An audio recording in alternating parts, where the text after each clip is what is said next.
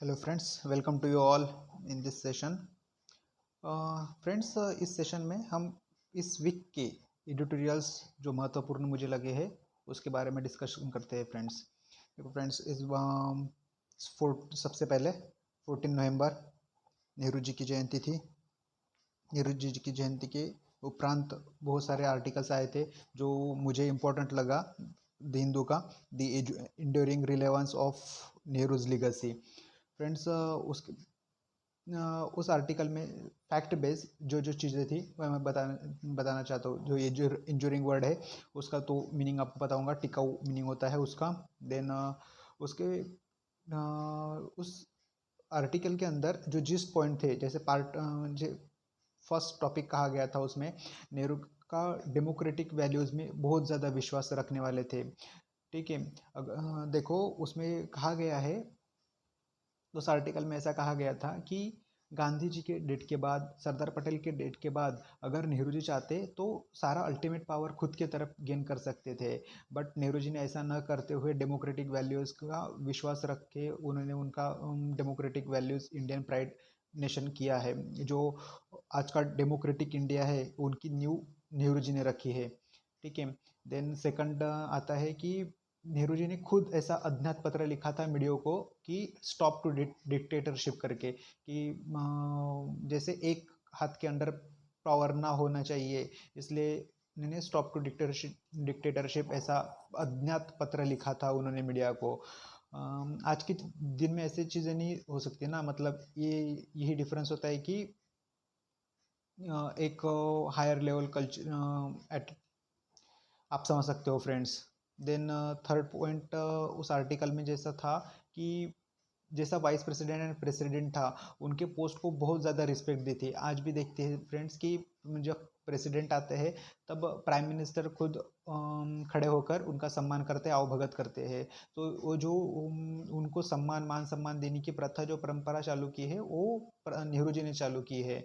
Then उन्होंने कभी भी जुडिशरी में इंटरवेंशन करने का प्रयास भी नहीं किया था। मतलब एक बार हुई थी उनसे गलती, तो उन्होंने सॉरी बोला था उस बात को, उनकी वजह से जो गलती हुई थी। तो सेकुलर के हमेशा पक्षधर थे, सोशलिस्ट का बेस उन्होंने रखा था। जो आज का जो इंडियन डेवलप नेशन है, जैसे आईआईटी, आईआईएम, जो फाउंडेशन वैल्यू माइलस्टोन्स जो रखे थे वो सभी उन्हीं के देन थे। ऐसा मॉरल ऑफ द क्रक्स उसमें आर्टिकल में निकलता है फ्रेंड्स। देन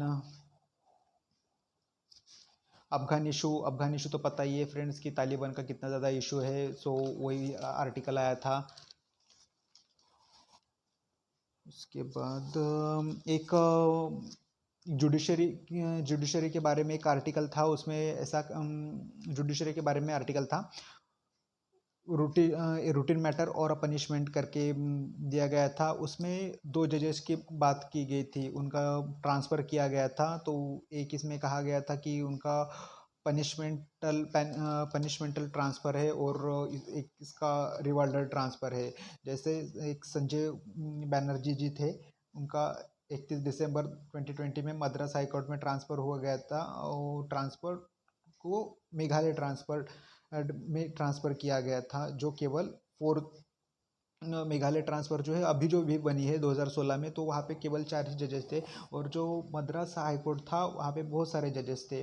सो उन राइटर का ऐसा मानना है कि ये पनिशमेंटल ट्रांसफ़र है, जो कि गलत है।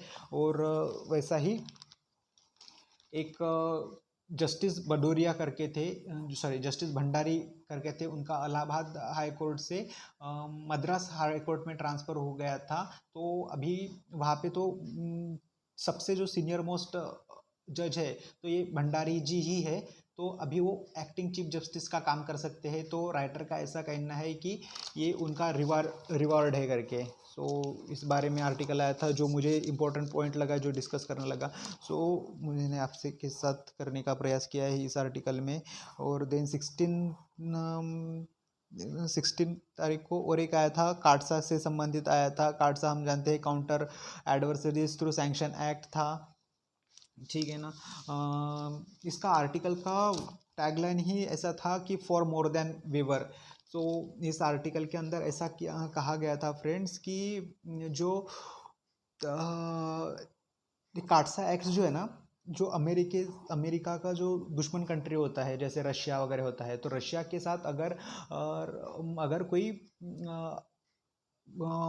ट्रेड करता है, तो अमेरिका सैंक्शन लगाता है उस कंट्रीज पे। ठीक है। सो अगर इस बात पे ईरान से हम क्रूड ऑयल लेते थे, तो हमें अमेरिका ने कहा था कि ईरान से क्रूड ऑयल लेना कम कर दो, मतलब बंद कर दो, तो हमने बहुत हद तक कम कर दी थी। सो अगर नहीं करते तो सैंक्शन लग जाते थे एंड ऑल। सो अभी इंडिया ने ऐसा कहा है कि ठीक है, आपने उस समय कहा था कि आपने क्रूड ऑयल कम खरीदो मत, तो हमने बहुत सारा क्रूड ऑयल किया था और हमने आपकी बात मानी थी। बट नाउ टाइम कि अभी जो रशिया के साथ S-400 जो मिलिट्री कंसाइनमेंट है, उसका एग्रीमेंट हो चुका था पहले। सो अभी उस समय भी अमेरिका का ऐसा कहना है कि आप वो मत खरीदो, बट इंडिया का कहना ऐसा है कि नहीं, ये हमारे नेशनल सिक्योरिटी का मामला है, हम तो ये खरीदेंगे ही।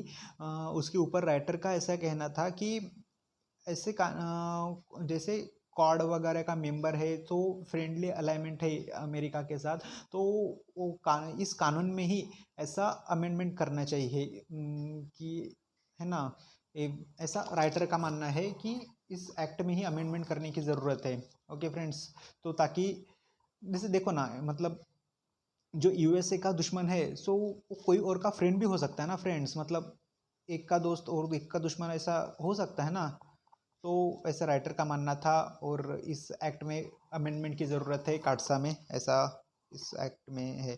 और दूसरा इसमें ही एक पोर्शन ऐसा था कि देन नेक्स्ट आर्टिकल था उसमें ही 16 नवंबर में, जो सीबीआई एंड ईडी का टेन्योर है वो एक्सटेंड किया जाएगा। हमें पता है कि हमें पॉलिटिन में पढ़ा है कि सीबीआई का टर्म ओवर 2 ईयर रहता है, देन 5 ईयर्स तक एक्सटेंड किया है। बट एक्सटेंड ऐसे नहीं किया है, 2 ईयर का ही टर्म है, पर 1 साल अगर लगता है गवर्नमेंट को कि नहीं ये अच्छा काम कर रहा है, तो 1 साल और करा जाएगा, और 1 साल किया जाएगा, और 1 साल, ऐसे स्टेप बाय स्टेप कर सकते हैं अगर चाहे तो। फिर मतलब ऐसा परमानेंटली तो 2 ही ईयर्स का है। ऐसा ऑर्डिनेंस पास भी हो गया है वो अभी, प्रेसिडेंट ने सैंक्शन भी कर लिया है उसको। देन मुल्ला पेरियार डैम बहुत ज़्यादा न्यूज़ में रहता है, फैक्ट बेस्ड क्वेश्चन भी पूछ सकते हैं प्रीलिम्स में। मुल्ला पेरियार डैम केरला में सिचुएटेड है, वो इसके हैंडलिंग तमिलनाडु के द्वारा होती है। सेफ्टी रिलेटेड इशू थे, क्योंकि वो 126 साल पुराना है, तो उसका वाटर का इशू था कि अभी केरला ने वो टूट जाएगा, इस वजह से उसका पानी फ्लोर कम किया था वगैरह, ऐसा इशू था। वो ज़्यादा महत्वपूर्ण नहीं है, फैक्ट बेस इतना ही महत्वपूर्ण है कि मुल्ला पेरियार डैम केरला में है। देन उसके ऊपर कमेटी सेटअप की है गवर्नमेंट ने खुद की तरफ से, कि सेफ्टी कंसर्न्स हो सके, प्रिपरेशन हो सके, कि अगर बाढ़ वगैरह वो फूट भी गया तो आगे जाकर मतलब कोई दिक्कत नहीं आए। ठीक है। ओके, देन आगे चलते हैं। ये एक the path writing historical wrong करके एक आर्टिकल आया था, इसमें जो अभी GS2 में अपन यूज़ कर सकते हैं इसको। ये जो अभी मूवी यूज़ हुई थी जय भीम करके, तमिल मूवी, उसमें जो तमिलनाडु के जो 36 ट्राइबल है, उसमें एरुला नाम की एक ट्राइब्स है, जिसके ऊपर बहुत ज़्यादा अत्याचार, उसको चोर वगैरह घोषित करके लुटा पिटा जाता है, क्योंकि वो ज़्यादा पढ़े लिखे भी नहीं होते हैं और ट्राइबल्स होते हैं, तो उनका गलत इस्तेमाल किया जाता है। देखो फ्रेंड्स, सबसे पहले अंग्रेज़ों ने इन ट्राइबल्स को क्रिमिनल ट्राइबल्स एक्ट में डाला था 1871 में।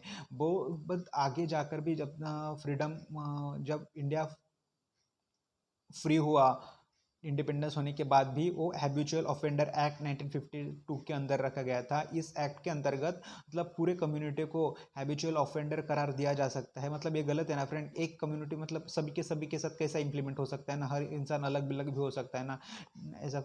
और 2006 के राइट का जो 4 एकड़ लैंड दी जानी चाहिए थी, उन्हें अब तक नहीं मिल रही थी, पर 2016 में सुप्रीम कोर्ट के इंटरवेंशन के बाद अभी मिला जा सकता था। उनके साथ बहुत ज़्यादा डिस्क्रिमिनेशन वगैरह हुआ था, उसकी वजह से वो मूवी बन गई थी।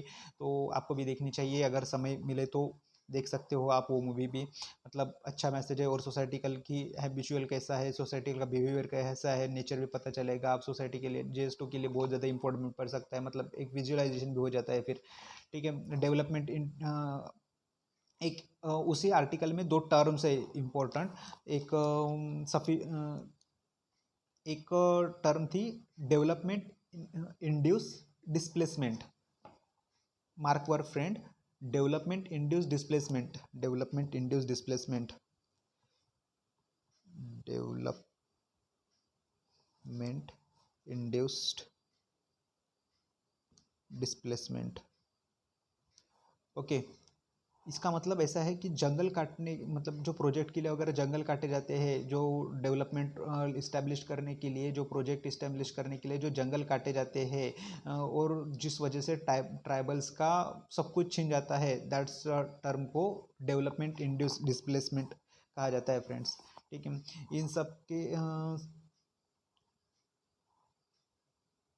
और उनका ये सब छिन जाने के बाद वो जो की ओर जाते हैं, जो शहर का उन्हें हाव भाव भी नहीं होता है, फिर भी वो शहर चले जाते हैं और उनको बहुत बदसलूकी का सामना करना पड़ता है फिर, और ह्यूमन बिहेवियर भी अच्छा नहीं रहता है फिर। तो उसके लिए एक कमेटी जो जस्का कमेटी है, जस्का कमेटी के द्वारा आश्रमाइजेशन ऑफ ट्राइबल ऐसा नाम दिया गया था, आश्रमाइजेशन ऑफ ट्राइबल, ऐसे परिस्थिति को आश्रमाइजेशन ऑफ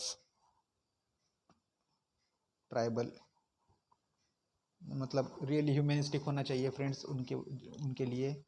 और ऐसा रिपोर्ट के द्वारा ऐसा भी कहा जाता है कि आफ्टर इकोनॉमिक पॉलिसी 1991 ये बहुत ज़्यादा डेवलपमेंट की वजह से उनको बहुत ज़्यादा डिस्प्लेसमेंट का सामना पड़ता है। राइटर कहते हैं कि हमारे जो कॉन्स्टिट्यूशन मेकर्स है उन्हें पता था कि शेड्यूल ट्राइब्स के ऑटोनॉमी कितने ज़्यादा महत्वपूर्ण है, दैट्स वाई कि उन्होंने शेड्यूल 5 एंड शेड्यूल 6 जो अंडर आर्टिकल 244 क्लॉज 1 द्वारा इम्प्लीमेंट होता है, वो बहुत सारे राइट भी प्रोवाइड करता है उन्हें और उनके हैबिचुअल डेवलपमेंट के लिए वो प्रोत्साहन करता है। जैसे 2009 में मंजाकर कमेटी फॉर ट्राइबल डेवलपमेंट ने बोला था कि 5th schedule with in constitution है, तो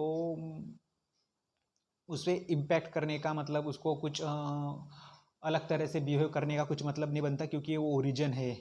तो हमें उनके हैबिचुअल की तरफ ध्यान देना ही होगा, एक गवर्नमेंट की रिस्पॉन्सिबिलिटी है, ऐसा मांझेकर कमेटी ने कहा था। देन देभार कमेटी ने 1961 में 4 फैक्टर दिए थे जिसे यूज करते किसी भी एरिया को शेड्यूल एरिया अनाउंस कर सकते, मतलब देभार कमेटी आप याद रखिएगा, यूपीएससी पूछ सकती है मतलब कौन सी कमेटी है करके। तो फर्स्ट था रीजन, जो रीजन होता है ना वहाँ पे पॉपुलेशन जो है वो ज़्यादा हो, देन एरिया कॉम्पैक्ट हो, मतलब कॉम्पैक्ट मतलब बहुत ज़्यादा भी नहीं हो बट सफिशिएंट हो ऐसा area, then area under develop हो, अगर इकोनॉमिक स्टैंड उनका डाउन ट्रेडन हो, है ना। ऐसे 4 फैक्टर्स को शेड्यूल्ड एरिया घोषित कर सकते हैं प्रेसिडेंट। देन ये अभी का है 2020 का द स्टिमुलेटिंग अलायंस। इस स्टिमुलेंट अलायंस में ऐसा था फ्रेंड्स कि अभी अभी जो कोविड की जो सिचुएशन थी, तो अभी अभी इकोनॉमी ग्रोथ करने लगी है, इकोनॉमी अग्रेसर हो रही है, और इस इकोनॉमी को ऐसे ही गति मिलती रहे, इकोनॉमी ऐसी ही बढ़ती रहे कंटिन्यूअसली। सो इसके लिए सेंट्रल एंड स्टेट के साथ मीटिंग हुई है friends, finance minister and state के सीएम एंड स्टेट के फाइनेंस मिनिस्टर, स्टेट के, हाँ, तो उन्होंने मीटिंग की है। ये मीटिंग नीति आयोग के अंदर नहीं थी और ना ही जीएसटी के अंदर थी, उन्होंने सेपरेट मीटिंग की थी, जो एक सिंबॉलिज्म होता है। फेडरल सिस्टम भी देख सकते हैं इंडिया की इस एग्जाम्पल के साथ, अगर फेडरल सिस्टम का इस एग्जाम्पल रहा तो आप वो यहाँ पे एम बताया इन्होंने कि इंडिया की डबल डिजिट ग्रोथ हो एंड उस पर फोकस हो। और देन आगे देखते हैं फ्रेंड्स कि इन्होंने इसमें कहा था कि सेंट्रल द्वारा जो रेवेन्यू शेयर होता है स्टेट के साथ, एक साल में जो 14 इंस्टॉलमेंट में शेयर होता है फ्रेंड्स, जो 41% है आज की डेट में। सो अभी जो इंस्टॉलमेंट आने वाली है ना उसे डबल दी जाएंगी, मतलब 45,000 करोड़ होंगी तो 90,000 करोड़ होंगी, जिससे ये एडवांस में पैसा दिया जा रहा है ताकि गवर्नमेंट जो स्टेट गवर्नमेंट जो है वो वहाँ पे कैपिटल एक्सपेंडिचर डेवलप कर सके और अच्छा प्लानिंग कर सके। कैपिटल एक्सपेंडिचर ये होता है, जैसे कैपिटल एक्सपेंडिचर जो होता है फ्रेंड्स, जैसा कैपिटल डेवलप करते हैं जैसे स्कूल्स देन प्लेन्स, पुल वगैरह, रोड्स, जिससे इंफ्रास्ट्रक्चर ये जो होता है वो कैपिटल, जहाँ से कैपिटल डेवलप होता है उसे कैपिटल कहा जाता है। और रेवेन्यू में जैसे सैलरीज वगैरह रहती है वो रेवेन्यू एक्सपेंडिचर रहता है, ताकि जैसे एफडीआई वगैरह ज़्यादा से ज़्यादा ग्रोथ हो सके। फाइनेंस मिनिस्टर ने स्टेट को आह्वान किया है कि वो हमें वर्ल्ड की सबसे फास्टेस्ट एक ग्रोइंग इकोनॉमी होना है, तो आप सबने इसके लिए अच्छी मेहनत से प्रयास करना चाहिए ताकि इन्वेस्टमेंट प्रमोट हो और ईज ऑफ डूइंग बिजनेस में अच्छी रैंक हो। आप सबको लैंड एक्वाइजिंग प्रोसेस ईजी करनी चाहिए, मतलब स्टेट में आप इसके लिए लैंड बैंक इंस्टॉलमेंट भी कर इन्वेस्टमेंट भी कर सकते हो। लैंड बैंक जैसा प्रोसीजर सिस्टम रहता है उसे भी आप इम्प्लीमेंट कर सकते हो, ताकि आसानी से हम जब कोई भी फॉरेन कंपनी आए तो हम आसानी से लैंड दे सके, जिससे एफडीआई ग्रो हो। ठीक है। और जैसा सेंट्रल का एक प्रोजेक्ट है एसेट को मोनेटाइजेशन से संबंधित, सो सेंट्रल गवर्नमेंट ने, सेंट्रल फाइनेंस मिनिस्टर ने स्टेट्स को भी कहा है कि आप भी इस पॉलिसी को इम्प्लीमेंट कर सकते हो। जैसे इसमें क्या होता है ना फ्रेंड्स, एसेट मैनेजमेंट पे देखो कि जो रोड है, फॉर एग्जांपल रोड है और उसे रोड को टोल टैक्स वगैरह कलेक्शन गवर्नमेंट कर रही है, तो सेंट्रल गवर्नमेंट मतलब फाइनेंस मिनिस्टर ने ऐसा कहा है कि आप इस रोड को प्राइवेट को दे दो जो अच्छी तरह से मेंटेनेंस करेगा और उस पर जो रेवेन्यू है वो भी दे देगा और उसका मेंटेनेंस भी हो जाएगा। देन उससे जो पैसा आएगा उससे नया इन्वेस्टमेंट कर सकते हैं। ऐसा वो एसेट मोनेटाइजेशन से संबंधित है। ठीक है। देन इस मीटिंग में डीजल एंड पेट्रोल पे भी डिस्कशन हुआ था, जो दिवाली के ऊपर एक्साइज ड्यूटी कम की थी, उससे वजह से पेट्रोल और डीजल के रेट भी कम हो गए थे। देन देखो फ्रेंड्स, पेट्रोल और डीजल के जो रेट डिसाइड होते हैं ना, तो उसका फार्मूला ऐसा होता है,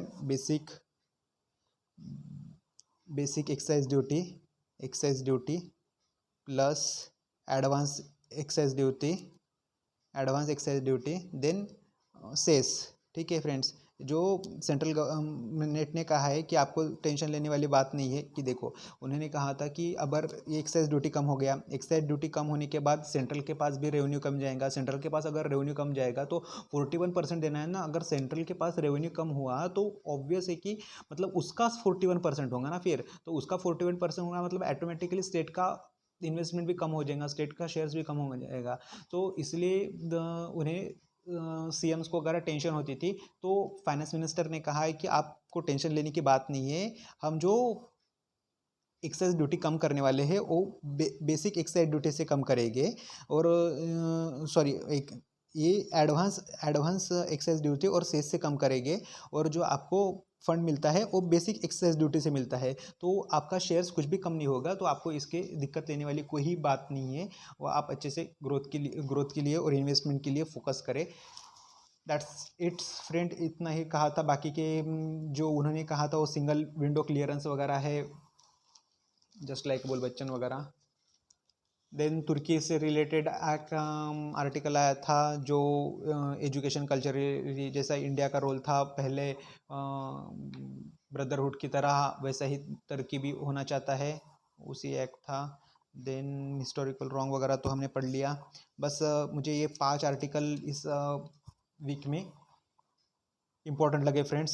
अगर आपको मेरा वीडियो अच्छा लगा हो ये, तो आप लाइक कीजिए, अगर किसी को शेयर करना हो तो ये शेयर कीजिए, एंड मतलब नॉलेज गेन हो जाएगा और आपको भी कंसेप्चुअल क्लियरिटी हो जाएगी। तो सब्सक्राइब की to my channel friends. Thank you friends.